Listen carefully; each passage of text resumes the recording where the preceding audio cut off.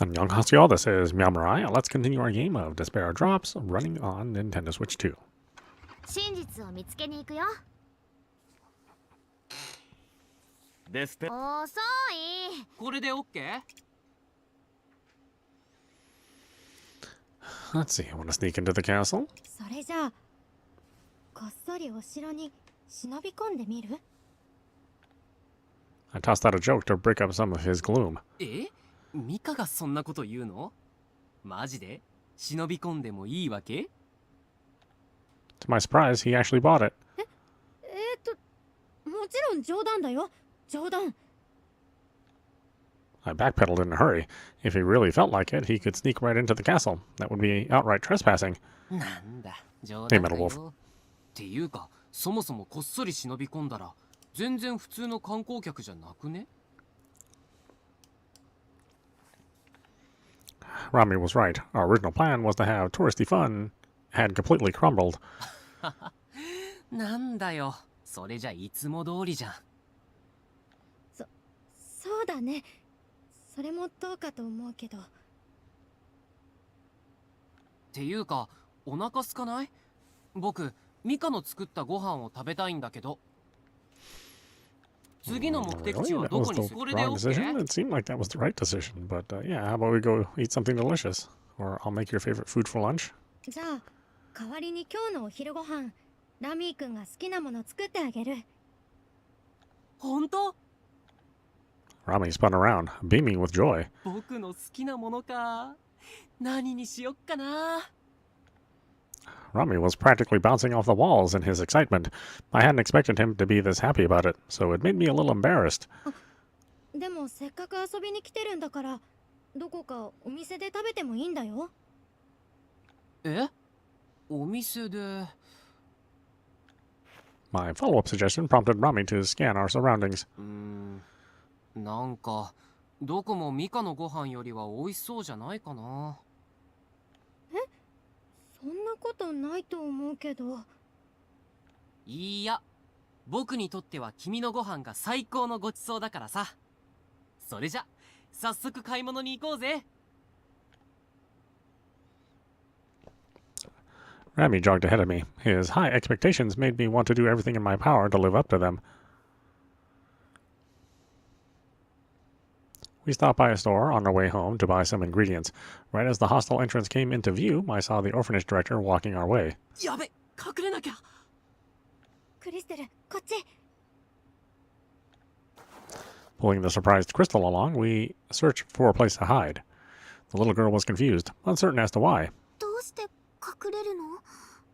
あの人悪い人なの？むしろあの人はとてもいい人で。 We tried to explain to her that we were actually the bad guys here, so we needed to hide lest we get reported. おや、あなたたちは。 Without a place to hide, we were eventually seen by the orphanage director.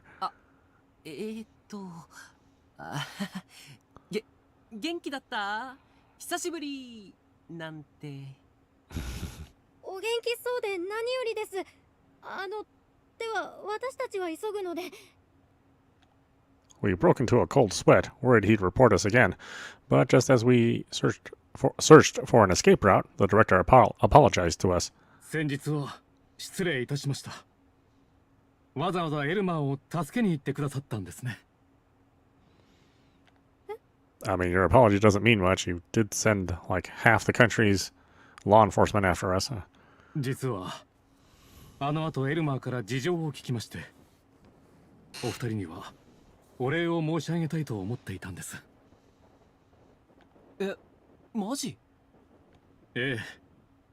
勝手に忍び込んだエルマーがもし捕まれば、きっと私たちの孤児院も今のように立て直すこともできなかったでしょう。 I don't know. It's hard to forgive this guy. Like I said, he did send like half the country's law enforcement, plus many other countries' law enforcement after us for just being stubborn. だから感謝をしているんです。本当にありがとうございました。 Then again, I'm not a forgiving kind of person, so maybe my personal bias is reaching in here. 確かに人の道に背き罪を犯す者を見過ごしてはなりません。ですが同時に受けた恩を忘れてはならぬと子供たちに教えています。どうかお礼を言わせてください。本当にありがとうございました。 The director offered his hand to us, which I accepted with a smile. Yeah, well, don't gamble all of your life away either. You have kids that you have to protect. It would be all right. I got a glimpse of his sincere remorse and gratitude, then subtly nodded to Rami. Rami smiled, looking relieved. 役に立てたならよかったよ。僕も孤児院がなくなっちゃったことあるからさ。エルマーたちが幸せならそれでいいんだ。そうだったのですね。 The director took a deep breath, then nodded solemnly. He had a knowing look on his face. Perhaps Rami's thievery made sense to him now. あなたたちにも神のご加護があるよう、私もお祈りをしておきましょう。 Yeah, get your ass out of here. あなたは A stranger called out to the director. He was an affluent-looking middle-aged man. 院長ではないか。ちょうど会いに行こうと思っていたんだが、まさかここで会うとはね。おお、デュラン氏。まさか今日もいらしていただけるとは。分かっておりましたらお迎えに参りましたのに。デュラン。それには及ばんよ。 The man named Duran flicked his gaze towards us, eyes narrowing. His fixed stare chilled me to the bone. Disturbed by the air around him, I moved to shield Crystal, but I was late in noticing that Rami's face had gone white as a sheet. Oh, recognizes him, huh? Rami clenched his teeth, planting his feet firmly on the ground. It gave me the impression he was trying to prevent his legs from trembling or giving out. その方は Rami's strange behavior prompted me to ask, and the director answered with a bright smile. ああ、このデュラン氏は素晴らしい慈善家でして、私どもの孤児院に支援をして窮地を救ってくださった方なんですよ。慈善家だなんてそんな大層なものではないよ。ノブレス・オブリージュ、持てる者がより多くの義務を負うべきだと考えているに過ぎんさ。 Oh, maybe he was one who tortured Rami.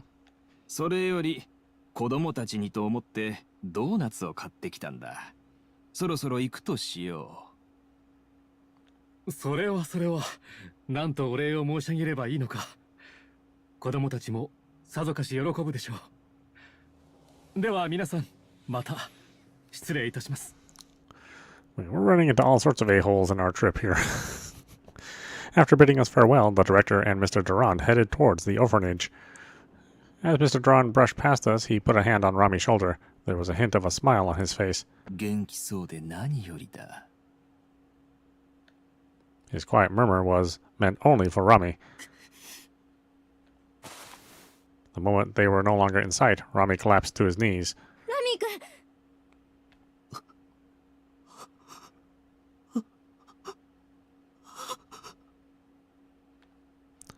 Rami was shaking like a leaf, hugging himself with both arms. Terror had turned his gaze hollow.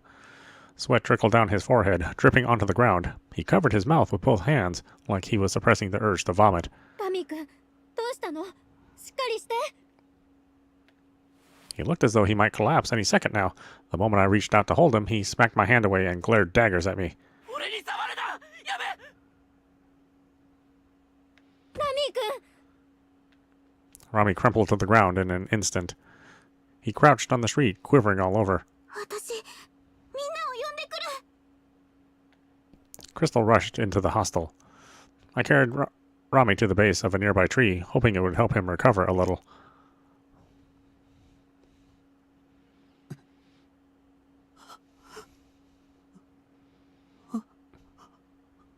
Yeah, obviously Duran had something to do with the other orphanage that Rami stayed at.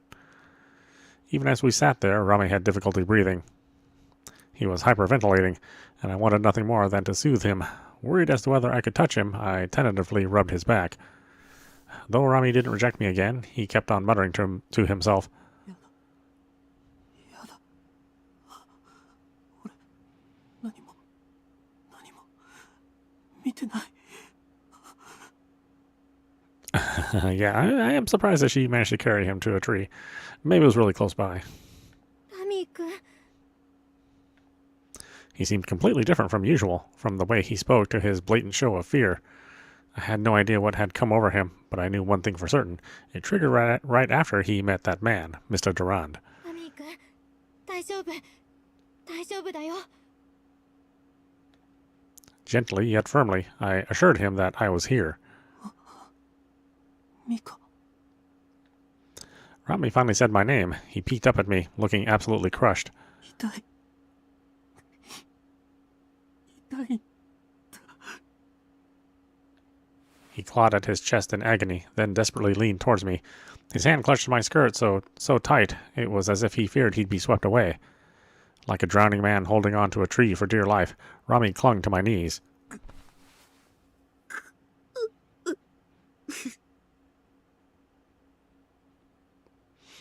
Yeah, they do say, you're not supposed to touch somebody if they're having a panic attack. Yeah, so. But again, I mean, she doesn't know what to do. She has to do something, right? He let out hitching shrieks and whimpers, curling on himself like a frightened child. Over and over he cried out in pain. Wait a minute, don't tell me. Remembering his scars, I thought the old wounds might be acting up on him now. Had the pains of his past resurfaced in some new, excruciating way? 大丈夫、大丈夫だよ、ラミー君。私がいるから。 I caressed his hair, praying it would ease even a sliver of his pain, yet his breathing did not slow down.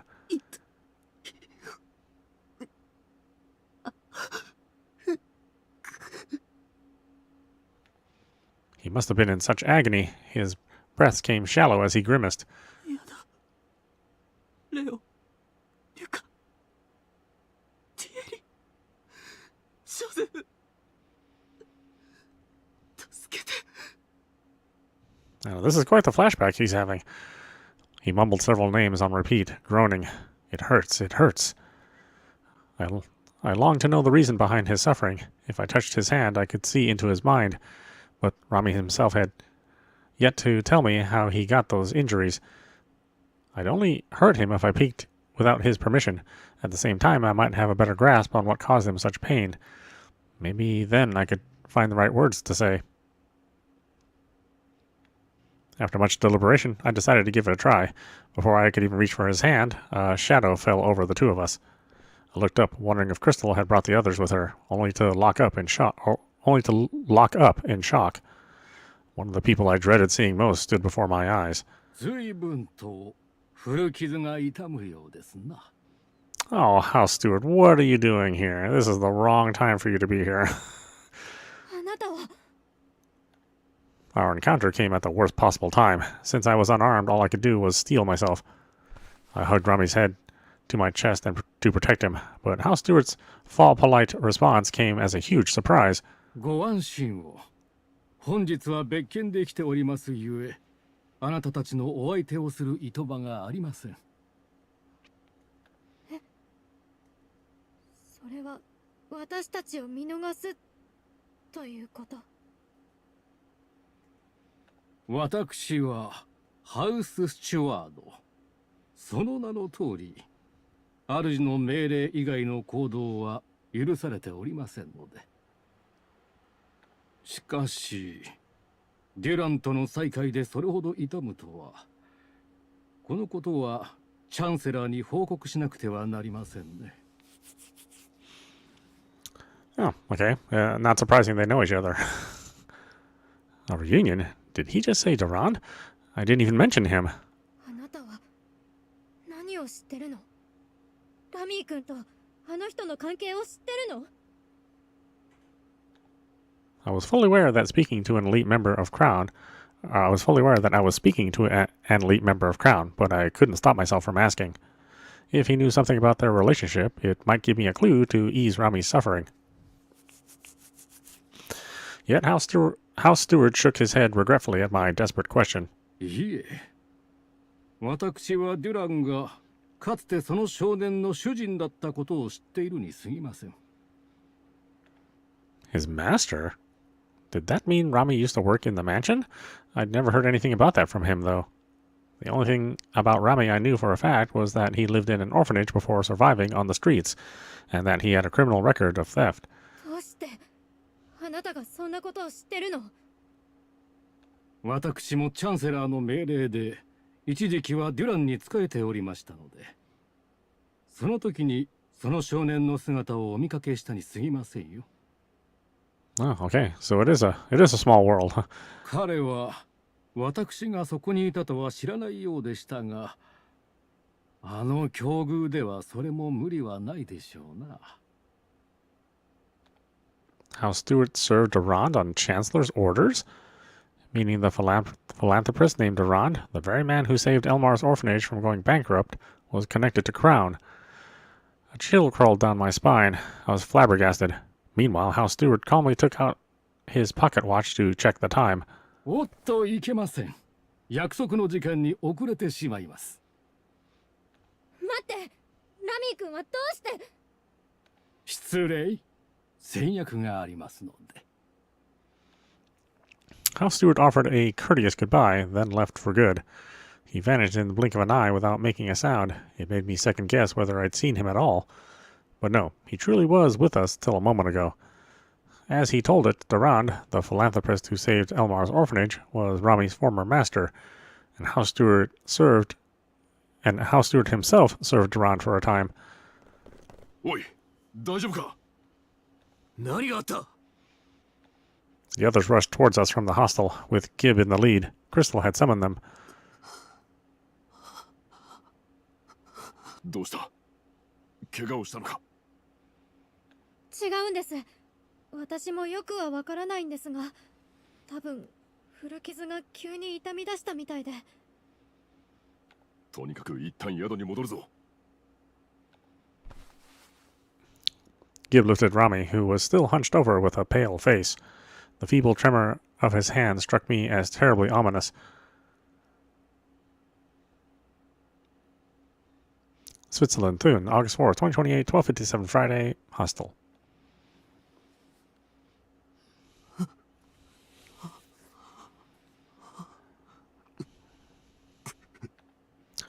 Rami's pained groans fill the quiet room. Oh boy, Rami's storyline really sucks. I mean, I'm glad we picked this one first, but boy, he's got some stuff going on. おい、とりあえず鎮痛剤を買ってきてやったぞ。症状がよくわからないから、とりあえず強力そうなやつだ。ああ、すまない。これが効けばいいんだが。それより医者に連れて行かなくていいんですかね。こんなに痛がっていて見ていて辛いです。だが実際に怪我をしているわけではないのだろう。はい。デュランという人に声をかけられた途端、急に痛いって倒れてしまって。Rami probably wouldn't want them to see his body, so I explained the situation with words alone. I told them his old injuries were hurting him, leaving out the part about how bad they were. まさに古傷が痛むってやつか。でもどうして話しかけられただけで痛くなっちゃったの？そうだな。おそらくその男に話しかけられたのがよほどのストレスだったのだろう。Boy, these guys are not very smart at making deductions. 過剰なストレスがかかると自律神経が活発になり、ヒスタミンが分泌される。そうすると古傷が痛むことがあるんだ。Gib gave a calm explanation that suggested he'd seen someone go through this before. Considering he was a former officer, he may have witnessed it on the job. なるほど。ヒスタミンが活性化したせいで炎症反応が引き起こされたと。ですが、これほど痛むものなのですか？ Everyone eyed Rami with concern, wondering how bad his injuries were. Despite that, no one moved to examine his body. They knew he wouldn't like it. ひとまず我々にできるのは薬を飲ませて様子を見ることぐらいだろうな。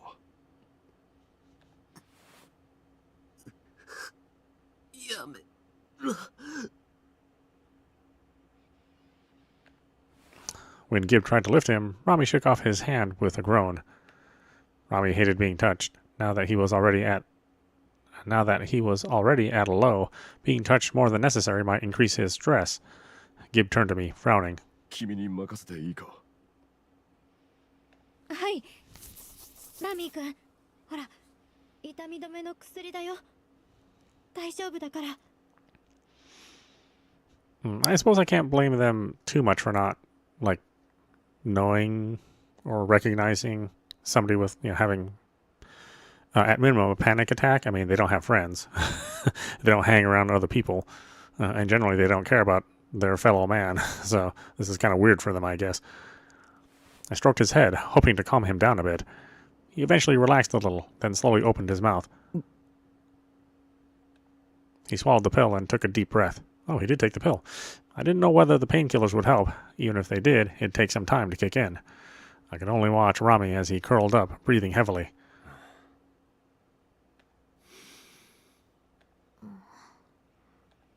We all stood there, not saying a word. Surely someone was dredging up a topic to break the ice. The atmosphere was one of uncertainty. None of us knew how much we could ask him, or whether we should broach the subject at all. At times like these, Rami was the one who spoke first. He would laugh to break up the tension and make light of the situation at hand. Only now, he was the one suffering. With our most cheerful member down, the liveliness of the room had been extinguished. Oh, Crystal would know. Yeah.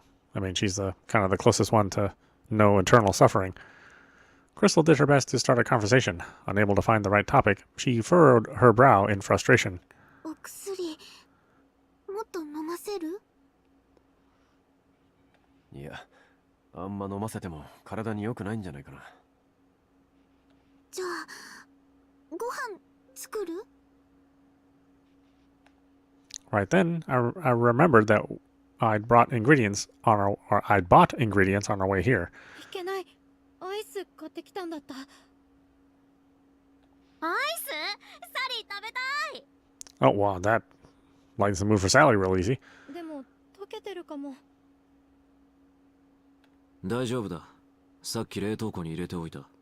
Oh, look at Ash being reliable. 意外と豆ですね、アッシュ君。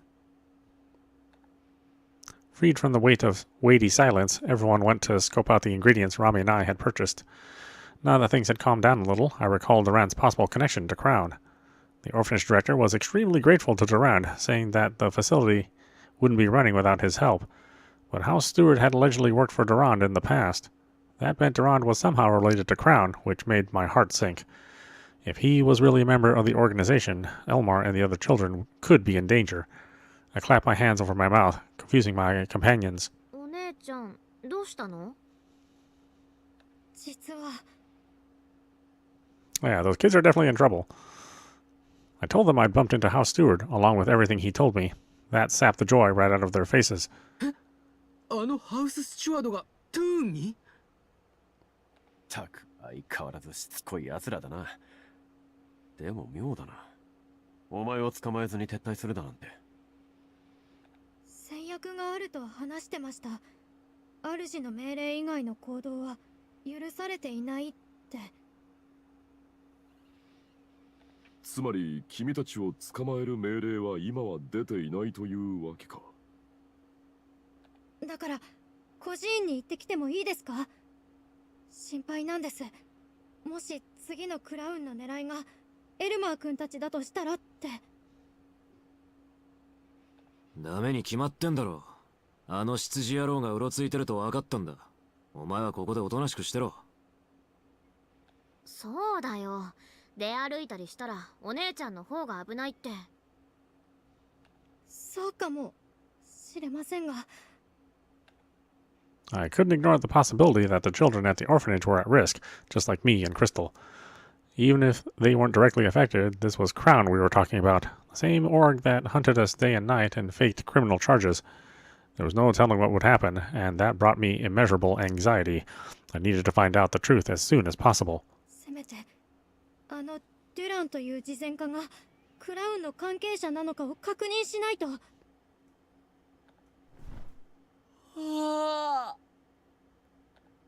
A loud yawn echoed through the room. Rami had come too. おはみんなして何慌ててんの？ラミ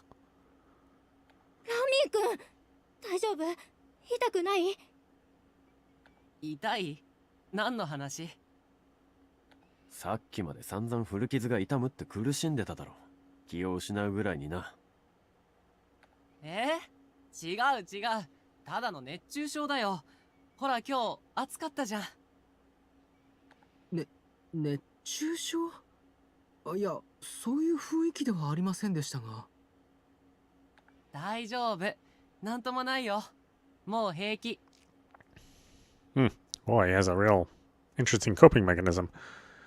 Rami tried to smile, but his face went taut. あれ？変だな。He tried smiling several more times. No matter how hard he tried, his lips barely moved. ラミー君。大丈夫だよ。大丈夫。Rami repeated himself again and again, working to force a smile. But he couldn't. なんで？ Oh, well, maybe those are some really good drugs. Rami was shocked to realize he couldn't smile. なんでだよ。笑えよ。Holding back his tears, Rami covered his face with both hands. ラミー君、大丈夫。ちょっと疲れが出ただけだよ。ほら、ゆっくり休んで。これじゃラミーじゃないじゃん。 He ripped off his bell pendant and slammed it down on the bed. His frantic attempts to smile failed again, and again. He couldn't do it. Rami hung his head, dumbfounded. There was nothing we could say to him. In the end, we weren't able to go check on the orphanage and instead shut ourselves up in the hostel. We were on the lookout in case House Stewart attacked us, but nothing happened. Is everyone all right?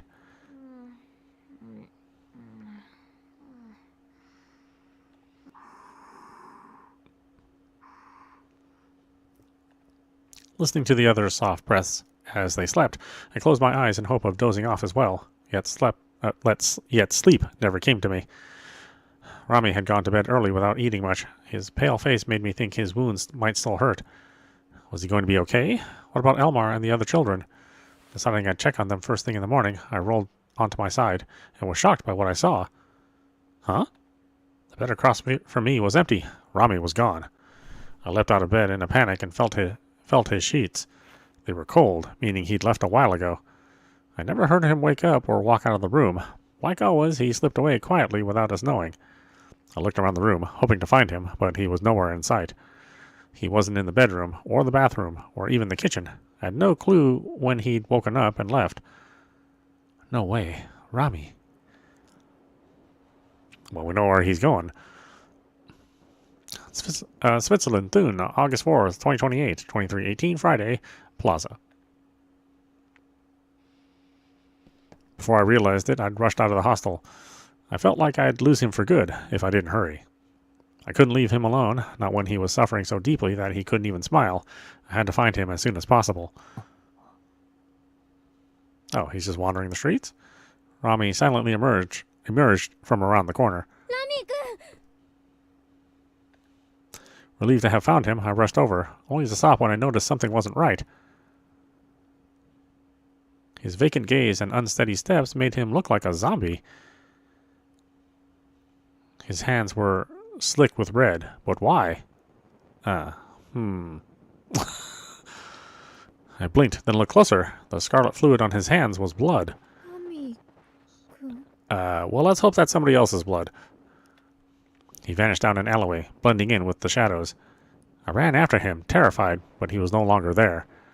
I wanted to believe I was mistaken about his bloody hands, but the crimson droplets on the street were concrete proof. A scream tore through the air, and I whirled around to see someone fall to the ground. 人が死んでる。誰か救急車を呼んで。 Oh no, is it his blood? That's not great. It came from where Rami had first emerged. Seized in the clutches of my growing dread, my heart beat faster and faster. Oh wait, maybe it is somebody else's blood then. The scream drew a swarming crowd. I joined the flock and saw blood splattered on the ground. With so much blood soaking the cobblestones, the victim's death was abundantly clear. Oh my god, I know that man. Sirens wailed as the ambulance and patrol cars approached, but I was rooted to the spot. I couldn't take my eyes off the body on the ground. The very same man had once been Rami's master. He was the philanthropist who supported the orphanage where Elmar lived. The dead man was Durand. Oh, Rami did it, huh? Okay. But Rami couldn't possibly kill someone. Or so I wish to believe, but the corpse and Rami's bloodstained hands added up to the worst possible scenario.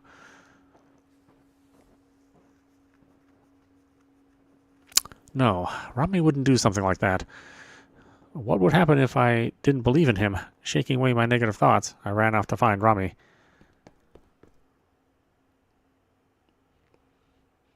I went to the alley he'd disappeared into, searching high and low, but I didn't see him anywhere. Yeah, it seems a little uncharacteristic. Like, I didn't think that he'd be the kind of person to go that far, but he was severely traumatically affected, so, he definitely wasn't himself. Not here. Not here either. I didn't know where he'd go at a time like this, but I was certain he had yet to return to the hostel. Unable to bring myself to smile, Rami had yanked off his bell and fled like a house cat going back to life as a stray. Rami might have looked carefree, but he enjoyed our shared life more than anyone else. He must have treasured it. Even when we went out for sightseeing, he seemed to cherish every moment. He was so upset over not being able to enter Thune Castle. Right, Thune Castle. Maybe he was in Thune Castle. He might be longing for comforting sights, even more after running away.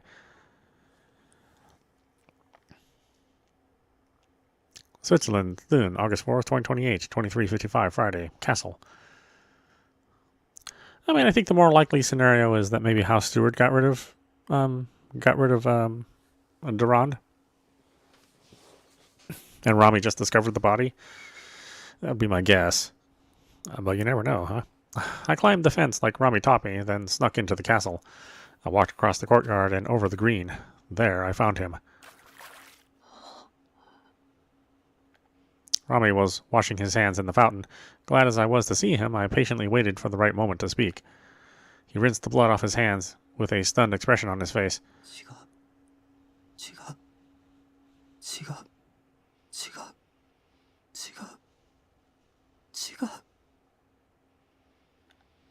He endlessly muttered the same word as he scrubbed his skin raw. Rami-kun! Even though I'd called his name, he didn't turn around. He was so stuck in his strange loop that I grabbed his arm to stop him. Rami-kun, しっかりして! His eyes flashed with primal fear as he slapped my hand away. Rami-kun, 私だよ. His fierce glare slowly softened when I called out his name, or when I called out to him. After some time, he appeared to recognize me. Mika. よかった。ラミー君。ごめんね。急に触っちゃって。いや、俺こそごめん。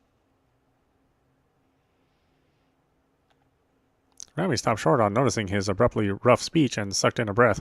He covered his mouth with one hand, averting his eyes. 僕は僕だ。俺じゃない。Huh? 僕でも俺でもラミー君が好きな方でいいと思うけど。好きな方じゃダメなんだ。He crouched on the ground and cradled his head in his clean hands, probably still confused. ダメだよ。ダメなんだ。僕はもうあの頃の俺には戻りたくないんだ。いつものお調子者のラミーでいたいんだ。God, this reminds me of Yakuza 0. You know, just have to like invent another personality to deal with the trauma, right? そうじゃないと。せっかく手に入れた居場所がなくなっちゃう。やっと見つけたんだよ。いつも笑っていられる場所を。やっと出会えたんだよ。僕を笑顔で受け入れてくれる人に。それなのに、なんでなんだよ。なんで今さら僕の前に現れるんだよ。せっかく忘れようとしてたのに。なんでだよ。くそ。やっぱり無理だったんだ。僕みたいなゴミ同然に捨てられた奴が人並みに幸せを感じるなんて、普通の人みたいに笑って暮らせるなんて、やっぱりそうだよ。僕なんて生まれてこなけりゃ。ラミー君。 I gripped both of his arms. Before he could shake me off, I drew my face up to his and peered right into his eyes. どうしてそんな悲しいことを言うの？ミカ、なんで君がそんな泣きそうな顔してるんだよ。だってラミー君が悲しいこと言うから。自分が生まれてこなければなんて、そんなこと言うから。生まれてこなければいい人間なんて、そんな人いないよ。いるよ。僕がそうだもの。そんなことない。そんなことないよ。だってラミー君は。世の中には必要のないものがあるんだ。僕みたいにさ。やめて。人を物扱いするのをあんなに怒ってたラミー君が、なんでそんなことを口にするの？自分のことをそんな風に物みたいに言わないで。ラミー君は物なんかじゃない。人だよ。私の大切な人なんだよ。うるさい！黙ってくれよ！君が僕の何を知ってるって言うんだよ！ Rami shoved me away. He built an invisible wall between us, like he didn't have the right to touch me. Only once he put it into words did I finally realize I didn't know a single thing about him, be it in the reason for his suffering or the meaning of his words. そうだよね。ラミー君の言う通りだった。勝手に仲良くなって分かってるつもりになってた。私はラミー君のこと何も知らなかったのに。 Yeah, I mean, I've run into this myself as well, with my... I mean, I led a very interesting life. 優しくしてもらってばかりで、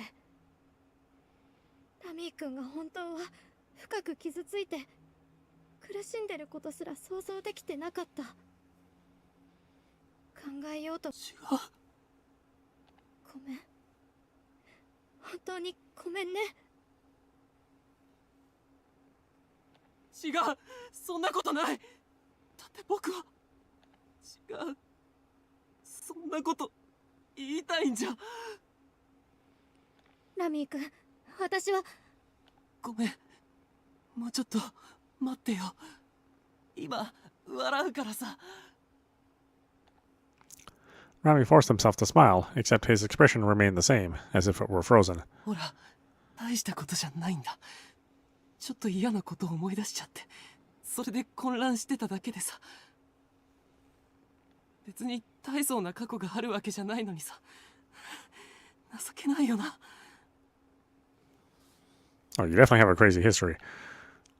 He tried to laugh, but it came out as a strained breath. ラミー君。おかしいな。今までだってうまくやってきたのに。今までだってどんな辛いことも笑い飛ばしてきたんだ。今度だってできるはずだから、ちょっと待っててよ。 He hid his unsmiling face, struggling to breathe.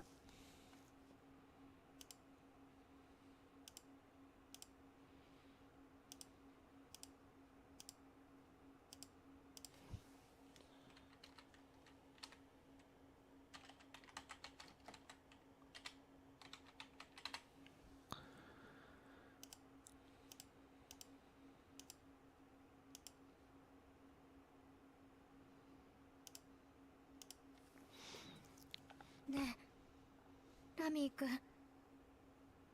無理に笑わなくったっていいんだよ。でも、だったら、どうしたらいいかわかんないんだ。こんな時に笑えなくなっちゃったらどうしたらいいのか、僕にはわかんないんだよ。君の前ではいつも笑っているラミーでいたいのに、なんで笑えないんだよ。くそ笑えよ、笑ってみせろよ、ラミー。Rami worked himself into a frenzy trying to smile, as if it were a matter of life and death. 悲しい時こそ笑わなくっちゃ。そうやって生きてきたんだ。笑わなかったらどうやって悲しみを乗り越えれば。 Well, we should hand it to the voice actor of Rami. I mean, he's doing an amazing job. ラミー君、 I said his name with a smile of my own. I wanted to wash away all his sadness. 悲しい時は泣けばいいんだよ。He gasped, eyes going wide. 私は笑っていなくてもラミー君を嫌いになったりしない。だから泣いていいんだよ。 He reached out for me.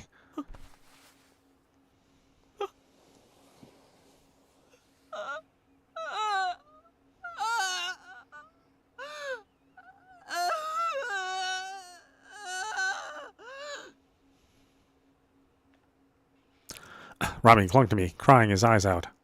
He bawled like a child, letting it all out for the very first time. This boy despised being touched, yet he held me tight as he continued to cry and cry. I cradled his body in return. It felt like a miracle that he chose to cry in front of me rather than running away. やだ。もう、あんな悪夢、見たくないよ。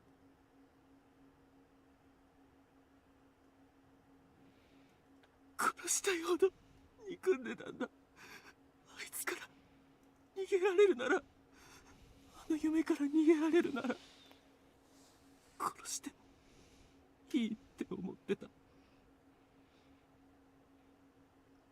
からいっそのこと殺そうって思ったんだ。本当は僕が殺したかったのに。 He didn't name names, but I understood who he was talking about. It was Arand. Rami said he wanted to kill the man, but from the sound of it, he couldn't bring himself to do it. Meaning Rami hadn't killed him.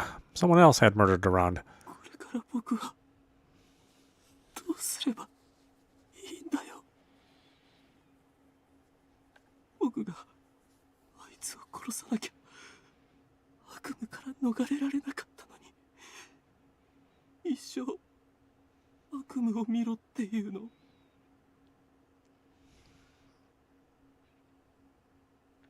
やだ、やだよ、僕。私がいるんじゃダメ。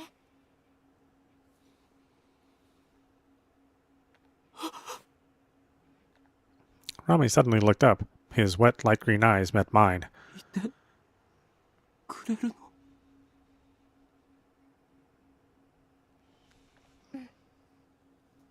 ラミー君が嫌じゃないなら私がそばにいるよ。 What drove me to make this promise was more like sympathy. What drove me to make this promise was more like sympathy or pity. Surely not love. Still, I didn't want to leave him to fight his demons alone. If I could get him to stop crying, that would make me happy. I gazed into his tear-filled eyes with a smile. 一緒にいる。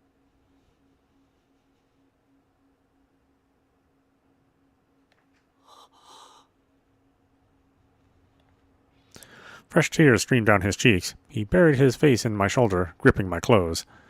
He quivered all over. His cold hands touched my arms. Rami weakly lifted his head, the slightest of smiles lifting his lips. ありがとう、ミカ。ありがとう。探しに来てくれて。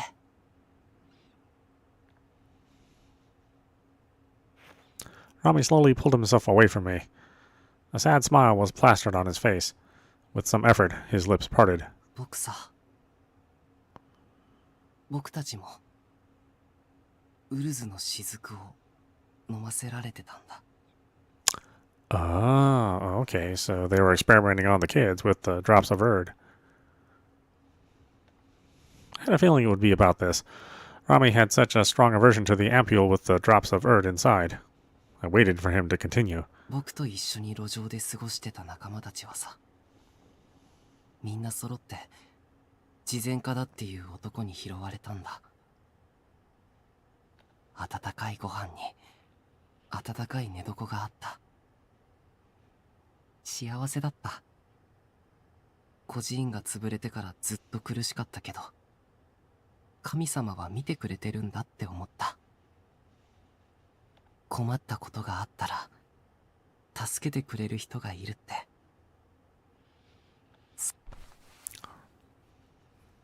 Oh, whoops, did I...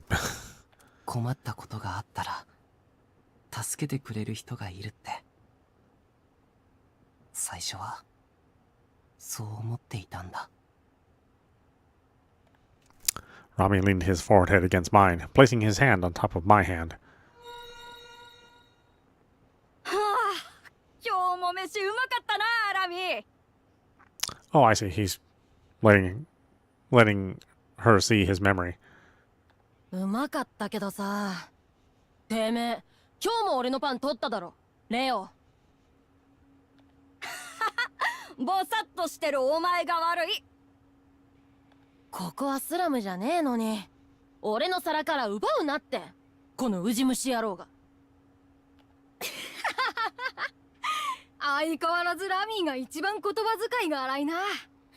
ゴミ捨て場の天使の名がなくね。別に呼ばれたくてそんな名前になったんじゃねえし。てかディエリも一人で何杯もおかわりしてたよな。俺も2杯目食いたかったんだけど。いいじゃん、俺育ち盛りなんだしさ。デュランさんも好きに食べていいって言ってくれてんじゃん。まあそうだけどさ。それよりジョゼフ知らねえ。ディランさんに呼ばれて昨日から帰ってきてない気がするんだけど。いや見てねえけど。ってちょうどいたじゃん。おいジョゼフ、今日の飯すげえうまかったぜ。お前も早く食堂に行ってこいよ。ジョゼフ？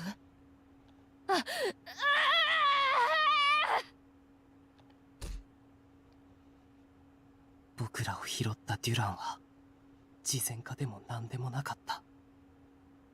僕たちを使ってウルズの雫の効果を試してただけなんだ。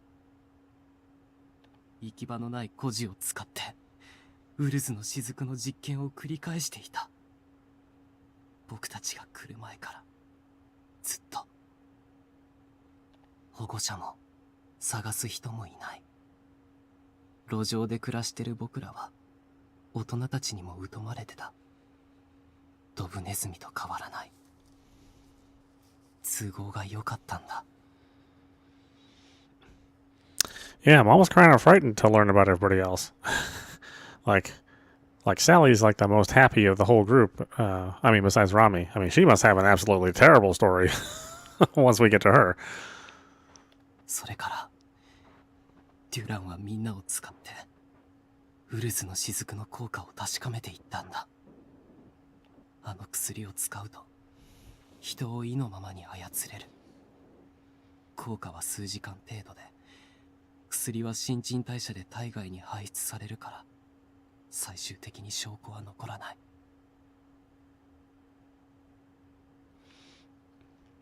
Like, I kind of wonder then, like, does Crown have backgrounds for, like, all the characters that we know? Is that how we...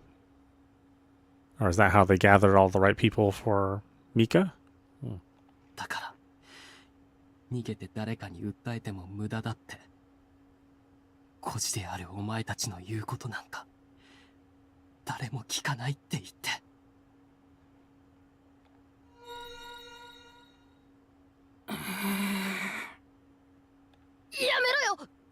ディエリ、痛いよ。やめてよ、リュウカ。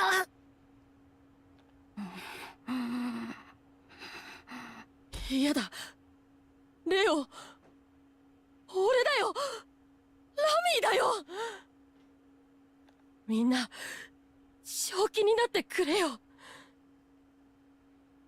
うしてこんなことに、どうして俺たちがこんな目に。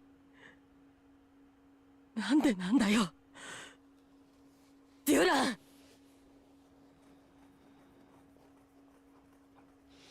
Yeah, I mean it's all connected to Crystal, so I don't know what kind of weird power she has. それは君たちが私のものだからに決まっているだろう。But yeah, I mean obviously they're going to work on this drug more if the organization is allowed to continue. 君はゴミ捨て場に捨てられていたじゃないか。私はそこから拾ってきただけだ。君は私の所有物なんだ。ゴミ捨て場の天使。やめろ、俺に触るな。俺に触るな。俺はお前のものなんかじゃ。近親者が相手でもどれだけ残酷なことができるのか、どれほどの人間が抗えるのか。あいつは僕らを使って実験したんだ。記憶が残ってるやつも残らないやつもいた。僕を殴ったことを覚えていたティエリは毎晩泣いて謝ってた。でも翌日には自分の意識もなくして僕を殴るんだ。ウルズの雫に抗えるやつは一人もいなかった。でもあの頃のウルズの雫には血管があったんだ。未完成な薬だった。だから Rami faltered, letting go of my hand. I caught one last vision before he did. It was a scene of Rami's old friends, Lucas, Thierry, Joseph, and Leo, falling helplessly to the floor. みんなはウルズの雫の過剰投与に体が耐えきれなかったんだ。投与されなかった僕一人だけがあの屋敷に残された。Oh, he was the control. そのうちあいつはまた別の子供たちを拾ってきた。また僕は他の奴らにも殴られるんだって思った。でもあいつは僕にウルズ、お前の友達たちのおかげでウルズの雫の改良が進んだ。だからお前にも使えるよって。今度は僕がウルズの雫を使われるたびに知らない傷が増えていった。他の奴らにも。僕はわからない。他の奴らがどうなったか、何をしたのか覚えてないんだ。だから僕はあいつに従順なふりをしておとなしくして油断した隙に逃げたんだ。でも逃げてもあいつのあの目から逃げられなかった。眠るたびにあいつの声がよみがえるんだ。だから金持ちの奴らに復讐したかった。あいつらが金持っててもいいことなんてない。ゴミ捨て場を漁ってる僕らを人間と思ってない奴らが。 Okay, well, I hate to leave it on this part, since this is so dramatic, but これでいいかな。 we're approaching the hour, and so the hour is our limit for story time. So we're going to stop it there. This is meowmurai. You've been watching どこ行くの？ Despera Drops running on Nintendo Switch 2. Boy, what a dramatic change of events. I mean, this game went from kind of being a rollicking little caper to just an incredibly serious drama. Man, this is really well done. The voice actor's good. The translation is good. Incredibly well done. I'm surprised more people don't talk about this game. Yeah, well, hopefully people discover it here. Anyway, I hope you enjoyed watching. I will see you at the next stream.